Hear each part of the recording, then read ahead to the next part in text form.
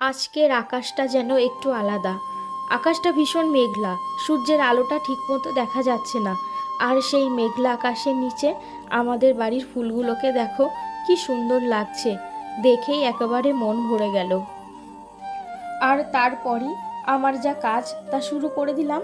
আজকে একটু ভাবলাম খুব সহজ আর ঘরোয়া তরকারি বানিয়ে ফেলি, কুমড়ো, পুঁই শাক আর আলু দিয়ে। এই রকম সবজির তরকারি কিন্তু খেতেও খুব ভালো লাগে, আর এগুলো খাওয়াও কিন্তু ভীষণ উপকারী।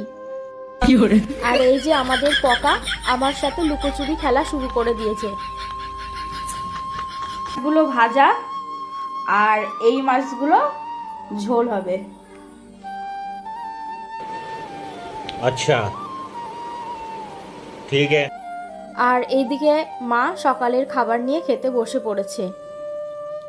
দেন আমি এইদিকে আরও একটা বিট, গাজর, আলু দিয়ে সুন্দর একটা ভাজা করে ফেললাম।